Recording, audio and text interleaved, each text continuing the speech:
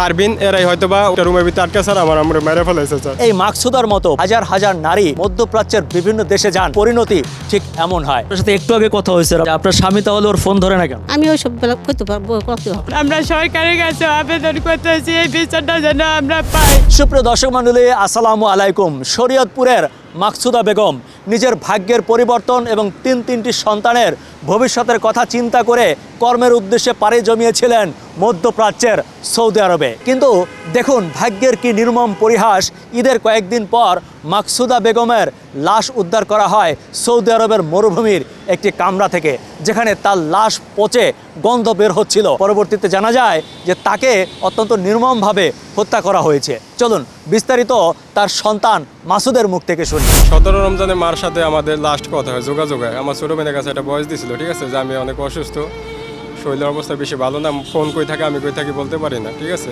এটা পরবর্তীতে 2-4 দিন এইভাবে নর্মালি যায়, লাইনে আসে না, ঠিক আছে। তো আমাদের মনে 21 রমজানে একবার সকালবেলা লাইনে আসা কেউ ফোন টোন দেয় না, কিছু বলে নাই, তো লাইনেতে গেছে গা। তারপর থেকে আমরা একটা ভয় কাজ করে আমাদের ভিতরে।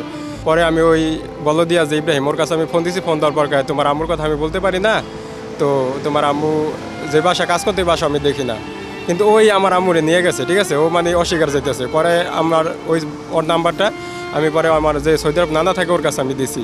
দেওয়ার পরবর্তীতে স্যার ওই নানা আবার ওর কাছে ফোন দিছে। ফোন দেওয়ার পরবর্তীতে ও বলতেছে যে মাকসুদা আমি তো নেই, আমি অন্য একজনের কাছে দিছি, মোস্তফা নামে একটা লোকের কাছে দিছে।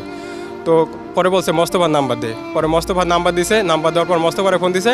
পরে মোস্তফা বলতেছে আমি জানি না, ইব্রাহিমে জানে, ঠিক আছে। ইব্রাহিম মিশা কথা কইতেছে, তো ইব্রাহিম জানে। ইব্রাহিমের কাছে বললে ইব্রাহিম বলে যে আমি মোস্তফার কাছে দিছি। ওরা দুইজনে একটা গেম খেলছে স্যার। এই মুহূর্তে হোয়াটসঅ্যাপে বিভিন্ন জায়গায় চেষ্টা করি আমার আম্মুর জন্য, সন্তানের জন্য স্যার, কিন্তু ওরা আমার নাম্বার ব্লক মেরে দেয়। তো আমি বিভিন্ন মাধ্যমে বিভিন্ন মানুষ যেখানে যাইতে বলছে আমি এনে গেছি স্যার। 3-4 দিন আগে আর কি আমি দেশে থেকে আসছি, বৃহস্পতিবার দুপুরবেলা ফোন আসছে দূতাবাসা থেকে, সৌদি দূতাবাসা থেকে ফোন আসছে যে আমার আম্মু একটা বদ্ধ ঘরের ভিতরে আটকানো ছিল, একটা রুমের ভিতরে আটকানো ছিল। ওই জায়গা থেকে আশেপাশে গন্ধ বের হয়েছে, আম্মুর লাশে গন্ধ বের হয়েছে। তো ওই জায়গা থেকে তারপরে আশেপাশে লোকজন পুলিশ খবর দিয়েছে। পুলিশ পরে দরজা ভেঙে লাশ বাইর করে পরে হাসপাতালে ওই জায়গায় একটা স্থানীয় একটা হাসপাতাল মর্গে রাখে। আমার আম্মুরে যে নিয়ে গেছে নুর আলমিন আঙ্কেল, যে লোকের মারফতে নিয়ে গেছে, তো তার সাথে আম্মুর সাথে কিছু দ্বন্দ্ব ছিল স্যার। দ্বন্দ্ব বলতে যে লোক নিয়ে গেছে তার নাম জানতে পারি যে পারবেন, যে নিয়ে গেছে। নিয়ে যাওয়ার পরবর্তীতে আম্মু থেকে 50,000 টাকা দাবি করার পরবর্তীতে আম্মু বলছে যে দেখ আমার কাছে এত টাকা নাই, আমি বাড়িতে দানা করে আসছি, তো ওই টাকাটা আমার দিতে হতো, ওই টাকা আমি পরে দিতে আসি, কপিলে বাসা কাজে দেয় তাগো থেকে টাকা খায়। তো আম্মু বলছে দেখ এত টাকা খাইছো, তারপর আমার টাকাটা দিতে দেরি হবো। পরে সৌদি থেকে ওরা ফোন দিয়ে টাকা চাইছিল ওই যে এজেন্সির মাধ্যমে। পরবর্তীতে আম্মুরে ফোন দিয়া বলে তুই যে টাকাটা দিলি না, ঠিক আছে, তুই আমার সাথে এরকম খারাপ কিছু করলি না, আমি এটার প্রতিশোধ আমি 10 বছর পর হইলেও নিব। তো যেই মহিলা যে পারবেন কাজ করে, এক গ্রুপ অনেক বড়, সৌদি অনেক লোক নেওয়া আসা করে। তো কলকাতার একটা রাজু আছে নাম, ঠিক আছে, রাজু, তাদের সাথে একটা গ্রুপ আর কি, তারা লোকজন নেয় ইন্ডিয়া থেকে বাংলাদেশে নেয়। তো রাজু আবার আম্মু যেই বাসায় কাজ করতো ওই বাসার আশেপাশে ওরা আড্ডা দেয়, ওদিকে আশেপাশে বাসার দোকানে বসে বাঙালিদের সাথে আড্ডা দেয়। তো আম্মু যে সৌদি বাসায় কাজ করতো ওই জায়গায় হয়তোবা আমার ধারণা যে ওই পারবিন এরাই হয়তোবা ওই যে দুইজন মোস্তফা ইব্রাহিম তাদেরকে দিয়া আমার আম্মুরে নিছে, ঠিক আছে, হয়তোবা কিছু টাকা টুকা খরচ করে ওর মাধ্যমে আমার আম্মুরে নিছে। ওরা একটা রুমের ভিতরে আটকে স্যার আমার আম্মুরে মেরে ফেলাইছে স্যার। এটা আমি অনেক জায়গায় স্যার দৌড়াদৌড়ি করছি স্যার। আমি যে প্রবাসী কল্যাণ মন্ত্রণালয় স্যার আমি অভিযোগ দিছি ওই রিয়াদের দূতাবাসে, এই জায়গা থেকে কোনো আমি রেসপন্স পাইতেছি না স্যার। আমি সব কিছু হারাই স্যার, আমি আপনার সম্মুখীন হয়েছি স্যার। আমার আম্মুর মৃত্যুর বিচার চাই আমি। আমার আম্মু ওই রুমের ভিতরে কীভাবে গেল বা ওরা কী জন্য আমার আম্মুর রুমের ভিতরে নিয়ে আটকে মেরে ফেলাইল স্যার, এটা বিচার আমরা চাই স্যার। আমরা এতিম হয়ে গেছি।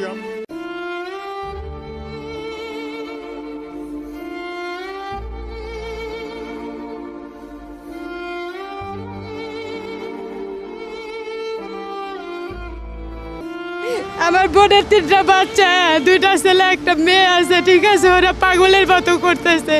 ওর মা ছাড়া ওদের কিচ্ছু ছিল না, ঠিক আছে। ওর বাপে অন্য জায়গায় বিয়ে করে সংসার আছে, ওদের তো আর কিছু নেই। আপনারা এই বিচারটা দয়া করে প্লিজ দেখেন। আমরা সরকারের কাছে আবেদন করতেছি এই বিচারটা যেন আমরা পাই। আমার বোন কিভাবে মারা গেছে, কি হইলো, একটু আমরা খালি জানতে চাই। আর নূর আলিমের ওইখানে গেলে ওদের কাছে জিজ্ঞেস করলেই, ওদের কাছে অনেকবার ভয়েস করছিলাম, ঠিক আছে, আমার ভাগ্নেও ভয়েস করছিল, কিন্তু হুইন্না বসা থাকে, কোনো উত্তর দেয় না, রিপ্লাইও দিচ্ছে না। তাই আমরা জানতে চাচ্ছি ওনার আন্ডার থেকেই ওনরাই হুমকি দুমকি, যেহেতু ওনার বাইর বউ দিছে টাকার জন্য, ওনরাই এই কাজ করেছে। দর্শক মণ্ডলী, যেই নুরুল আমিন এই মাকসুদাকে তার এক ভাবির মাধ্যমে সৌদি আরব যেতে সহযোগিতা করেছিল, এই দুর্ঘটনা ঘটার পর থেকে সেই নুরুল আমিনই এখন আর কারোই ফোন ধরছে না। আমরা জানতে পেরেছি নুরুল আমিনের বাসা হচ্ছে নারায়ণগঞ্জের সাইনবোর্ড এলাকায়। চলুন এখন আপনাদেরকে সেই সাইনবোর্ডে নিয়ে যাই।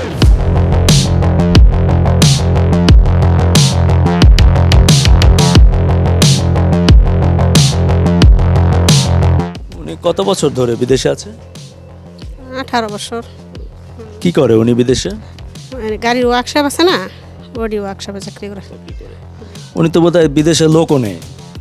লোক নিয়েছে মানে আত্মীয়ের মধ্যে, আমার ওই যে দেওরের পোলা নিছে, বাসুরের পোলা নিছে, এগুলো নিছে, আর লোক নেই। আচ্ছা, ওই মাকসুদা নামে একজন মহিলাকেও তো নিচ্ছে? না, হ্যাঁ না না না না না না না, এটা আমার আত্মীয়ের মধ্যে মানে আমার বাসুরের পোলা নিছে, আমার ননাসের পোলা, ননাসের পোলা আমার দেওরের পোলা নিছে। মাকসুদাকে তো চেনে না? না, আমি বেগলি চিনি না, না আমি এগুলি চিনি। মাকসুদাকে তো আপনার স্বামী নিছে সৌদি আরব? না ভাই, এটা মিথ্যা কথা।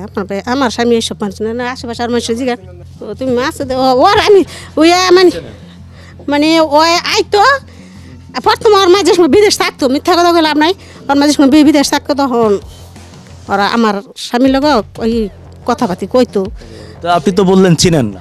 না, আমি তো প্রথম তো কইছেন, আমি তো ওরা এসে মাছ উদ্রে শুনছি, হেসম কথা হেরে চিনি। ওর মায়ের সাথে মানে মাকসুদার সাথে আপনাদের পরিবারের একটা ভালো সম্পর্ক ছিল, এটা তো বোঝা গেল। আমি তো ভাই আগে সব ব্যাপারে জানতাম না, মানে জানলাম আমার স্বামীতে টাকা দিত ছাড়তো, ওর বাপ মায় বেলে আমার স্বামীরা মানে হেদের সব প্রথম গেছে গিয়া কিছু পায় নাই সৌদি আরব। আপনার স্বামীর সাথে লাস্ট কবে কথা হয়েছে? আজকে কথা হয়েছে? আমি একটু আগত কথা বললাম। কথা হয়েছে। মাকসুদা এখন কোথায় আছে? আমি ওই সব জানি না। কিছু বলছে সে? না না, হেরাও বলে নাই, আমি এইসব ব্যাপার হ্যাঁ না মনে করেন, এইসব টেনশনে নাই। কে আমার ননাসের বলার টেনশনের কি? টেনশনের তো কিছু নাই। আছে না বেলা বা ওর মালো কথাবার্তি যোগাযোগ এইসব ব্যাপারে কিছুই নেই। আপনি কি জানেন যে মাকসুদা মারা গেছে? না ভাই, এইসব আমি জানি না। না মাকসুদার লাশ পাওয়া গেছে জানেন? না, এইসব আমি জানবো, তোর বাপ এইসব জানে না, জানলে আমার কাছে কইতো। আচ্ছা, আপনার স্বামী তাহলে ওর ফোন ধরে না কেন? আমি ওইসব কইতে পারবো, করতে হবে আপনার সাথে একটু আগে কথা হয়েছে আর আপনি কিছুই জানেন না? না। দর্শক মণ্ডলী, এই মাকসুদার মতো প্রতি বছর হাজার হাজার নারী বাংলাদেশ থেকে মধ্যপ্রাচ্যের বিভিন্ন দেশে যান কাজের সন্ধানে। অনেকেরই পরিণতি ঠিক এমন হয়। আমরা চাই না মাকসুদার মতো এমন কোনো প্রাণ বাংলাদেশ থেকে বিদেশে গিয়ে এভাবে ঝরে যাক। আর সেটির জন্য প্রত্যেককে যার যার অবস্থান থেকে সচেতন হতে হবে। বিদেশ যাওয়ার আগে ভালো করে যাচাই বাছাই করতে হবে এবং বিদেশে আপনি কার সাথে চলেন, কার সাথে মিশেন সে ব্যাপারে সাবধান থাকতে হবে। আলী আসগর ইমন, ATN বাংলা, ঢাকা।